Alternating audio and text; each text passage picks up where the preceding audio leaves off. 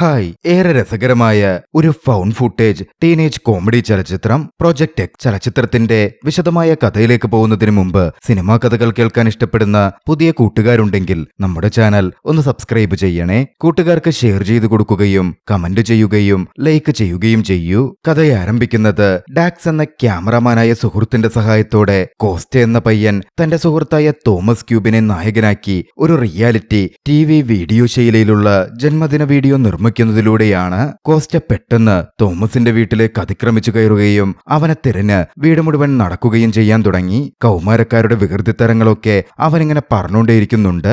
ഇതിനിടയിൽ ഫ്രിഡ്ജിന് മുമ്പിലെത്തി ഫ്രിഡ്ജിലിരുന്ന തോമസിന്റെ birthday cake എടുത്ത് അവൻ ചെറുതായി ഒന്ന് രുചിച്ചു നോക്കി. ഫ്രിഡ്ജ് അടച്ചതും പെട്ടെന്ന് ഫ്രിഡ്ജിന് പിന്നിൽ നിന്ന് തോമസിന്റെ അമ്മ പ്രത്യക്ഷപ്പെട്ടത് കണ്ട് കോസ്റ്റ ഒന്ന് ഞെട്ടി. അവരുടെ ചോദ്യത്തിന് മറുപടിയായി അന്നത്തെ വിശേഷങ്ങൾ ചിത്രീകരിക്കുന്ന തന്റെ പ്രോജക്റ്റ് എക്സ് എന്ന ജന്മദിന വീഡിയോ അഥവാ സിനിമയെക്കുറിച്ച് കോസ്റ്റ അമ്മയ്ക്ക് വിശദീകരിച്ചു കൊടുത്തു.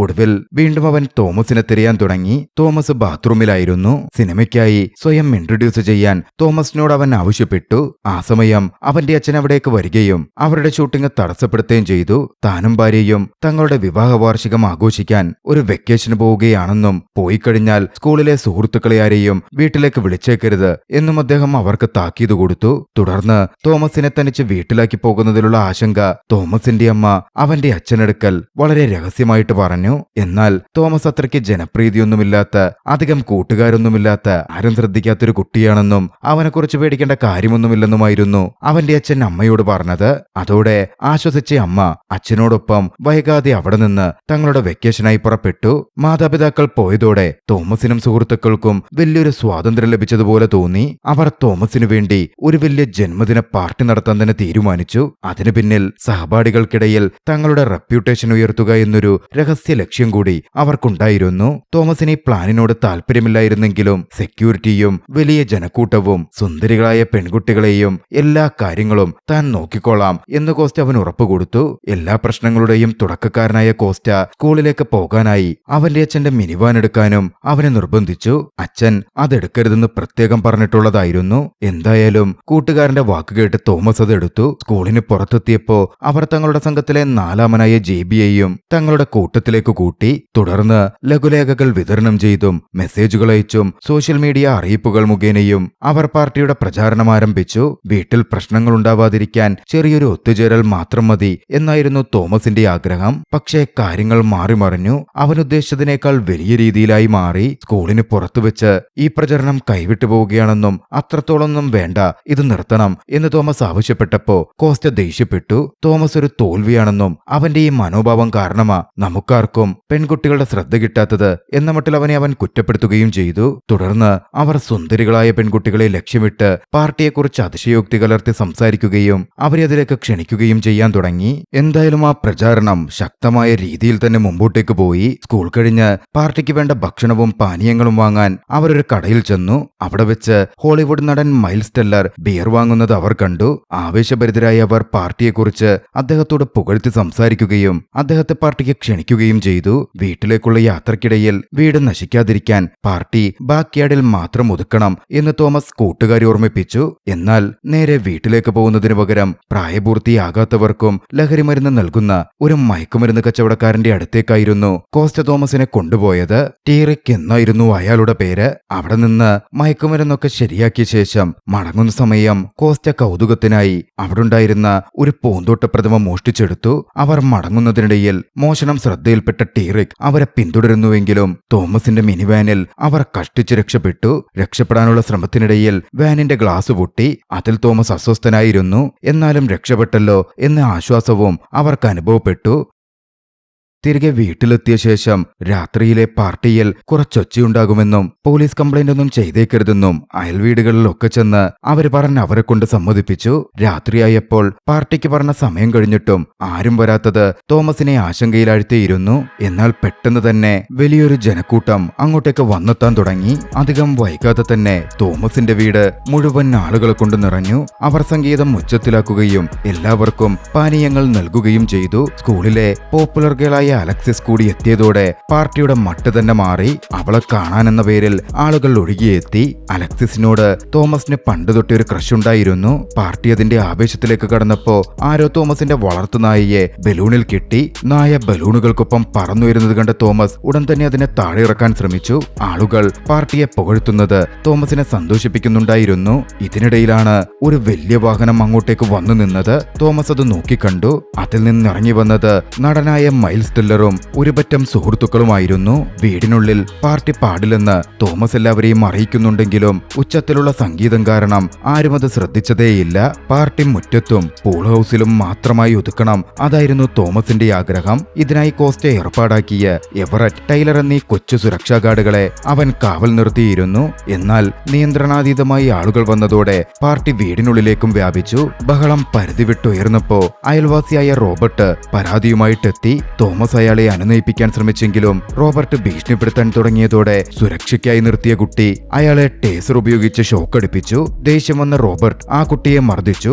അത് കണ്ട കോസ്റ്റ അയാളെ ചീത്ത വിളിക്കുകയും അവിടെ നിന്ന് ഓടിക്കുകയും ചെയ്തു. പോലീസ് വരുമ്പോൾ ഡീല് ചെയ്യാൻ ആ കുട്ടിയെ തന്നെ അവര് കാവൽ നിർത്തി. വീടിനുള്ളിൽ മുകൾ നിലയിലേക്ക് കയറാൻ ശ്രമിച്ച പാർട്ടിക്കെത്തിയവരെ അവർ ഒരു തരത്തിൽ തടഞ്ഞു. സ്റ്റെയർകേസിന് മുന്നിൽ തോമസ് ഒരു റിബൺ കെട്ടി. റോബർട്ട് പോലീസിനെ വിളിക്കുമോ എന്ന് തോമസ് പേടിച്ചെങ്കിലും ഒരു പ്രായപൂർത്തിയാകാത്ത കുട്ടിയെ മർദ്ദിച്ചതിന് കേസ് കൊടുക്കുമെന്ന് പറഞ്ഞിട്ടുള്ളതുകൊണ്ട് റോബർട്ട് അങ്ങനെ വിളിക്കില്ലെന്ന് കോസ്റ്റ അവൻ ഉറപ്പുകൊടുത്ത് ആശ്വസിപ്പിച്ചു. അതോടെ തോമസിനും ചെറിയ സമാധാനം തോന്നി. പൂളിലെത്തി അവരും പാർട്ടിയിൽ പങ്കുചേർന്ന് ആസ്വദിക്കാൻ തുടങ്ങി. പാർട്ടി കൊഴുക്കുന്നതിനിടയിൽ ജെബിയുടെയും കോസ്റ്റയുടെയും ശ്രദ്ധ അവിടുത്തെ പെൺകുട്ടികളുടെ മേലിലായി. തോമസ് ആകട്ടെ സ്കൂളിലെ പോപ്പുലർ ഗേളായ അലക്സസിന്റെ അടുത്തു ചെന്നു. അവരൊന്നിച്ചു മദ്യപിച്ചു. താൻ കരുതിയതുപോലെ അലക്സസ് ഒരു അഹങ്കാരിയല്ല, അവൾ വളരെ വിനീതിയായ പെൺകുട്ടിയാണ് എന്ന് തോമസിന് മനസ്സിലായി. മുമ്പ് തൊട്ടേ തോമസിന് അവളോടൊരു ക്രഷ് ഉണ്ടായിരുന്നു. പാർട്ടി അതിന്റെ ഉച്ചസ്ഥായിയിൽ നിൽക്കുമ്പോൾ തോമസിന്റെ മാതാപിതാക്കൾ വീട്ടിലെ ലാൻഡ് ലൈൻ ഫോണിലേക്ക് വിളിച്ചു. പകുതി ലഹരിയിലായിരുന്നിട്ടും തോമസ് ഫോണെടുത്ത് സംസാരിച്ചു.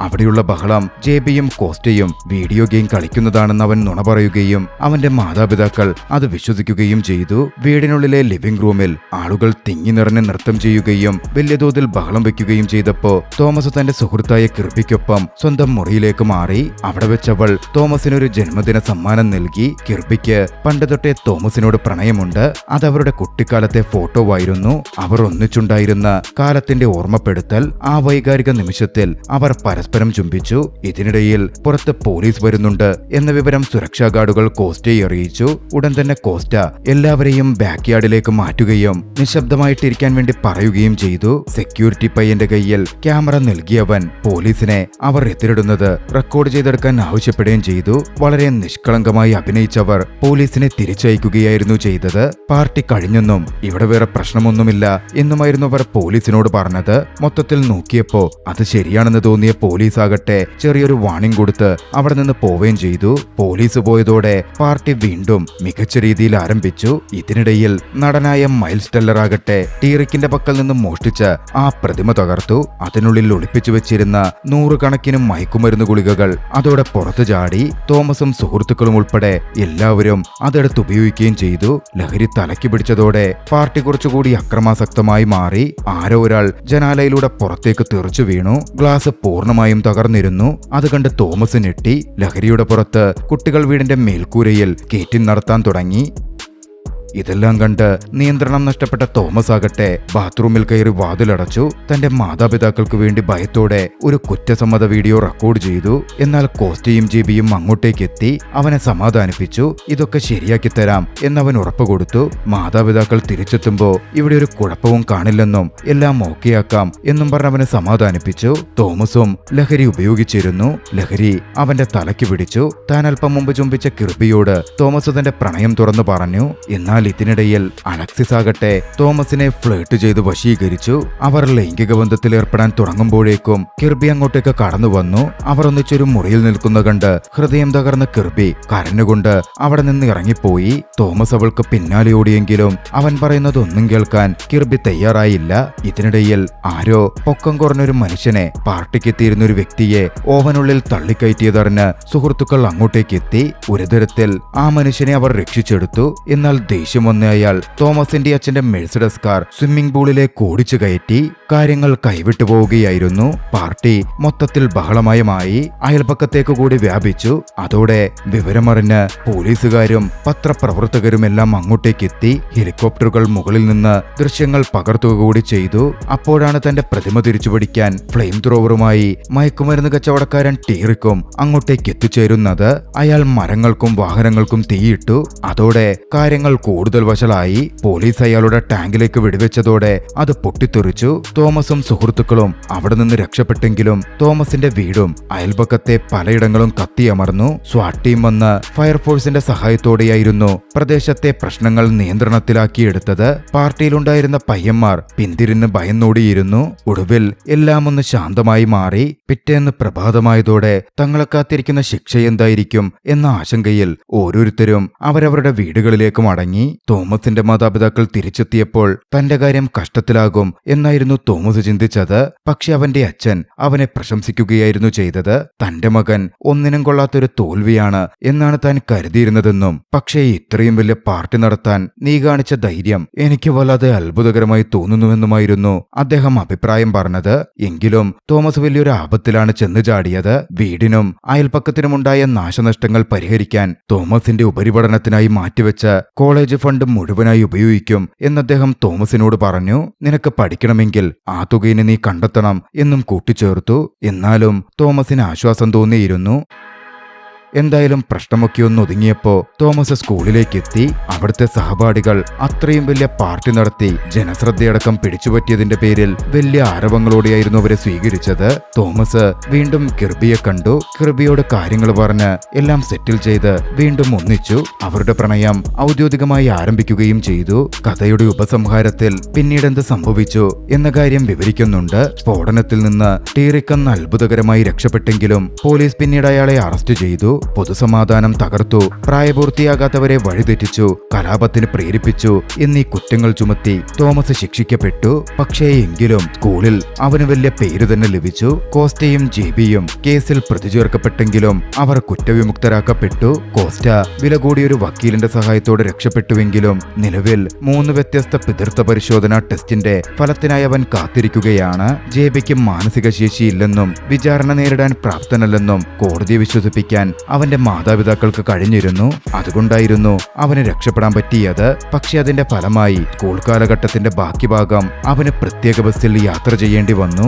ഡാക്സ് ആകട്ടെ പോലീസ് ഇപ്പോഴും അവനെപ്പറ്റി അന്വേഷിച്ചുകൊണ്ടിരിക്കുകയാണ്. കോസ്റ്റ പിടിച്ചിരുന്ന ആ പാർട്ടി വീഡിയോയുടെ സിനിമ വല്ലാതെ ശ്രദ്ധിക്കപ്പെട്ടിരുന്നു. ജിമ്മി കിമ്മൽ ഷോയിലേക്ക് വരെ അവൻ അതിഥിയായി ക്ഷണിക്കപ്പെട്ടു. അവതാരകൻ ജിമ്മി കിമ്മൽ തന്റെ പരിപാടിയിൽ ഈ പാർട്ടിയെ പരിഹസിച്ചപ്പോ കോസ്റ്റ ഒരു ടെലിവിഷൻ അഭിമുഖത്തിനിടയിൽ ജിലിയൻ റെയ്നോൾഡ്സിനെ താൻ നടത്താൻ പോകുന്ന അടുത്ത പാർട്ടിയിലേക്ക് ക്ഷണിക്കുകയായിരുന്നു ചെയ്തത്. തങ്ങളുടെ വികൃതികൾ നിർത്താൻ അവർക്കൊരു പദ്ധതിയും ഉണ്ടായിരുന്നില്ല. എന്തായാലും ചെറിയൊരു പാർട്ടി നടത്താൻ പോയി ആ ഒരു ഏരിയ തന്നെ കുഴപ്പത്തിലാക്കിയ വിദ്വാൻമാർ അവരുടെ ജീവിതം തുടർന്നുകൊണ്ടേയിരിക്കുന്നു. ആ ദൃശ്യങ്ങളിൽ ചലച്ചിത്രം അവസാനിക്കുകയാണ്. രസകരമായ ഈ ഒരു ചലച്ചിത്രം നിങ്ങൾക്കിഷ്ടമായെങ്കിൽ വീഡിയോ ലൈക്ക് ചെയ്യുക. അഭിപ്രായങ്ങളും നിർദ്ദേശങ്ങളും കമന്റുകളിൽ രേഖപ്പെടുത്തുക. കഴിയുമെങ്കിൽ ചാനൽ സബ്സ്ക്രൈബ് ചെയ്തും കൂട്ടുകാർക്ക് ഷെയർ ചെയ്തു കൊടുത്തും ഞങ്ങളെ സപ്പോർട്ട് ചെയ്യുക. അടുത്ത എപ്പിസോഡിൽ മറ്റൊരു മികച്ച ചലച്ചിത്രവുമായി നമുക്ക് കണ്ടുമുട്ടാം. അതുവരെ ബൈ.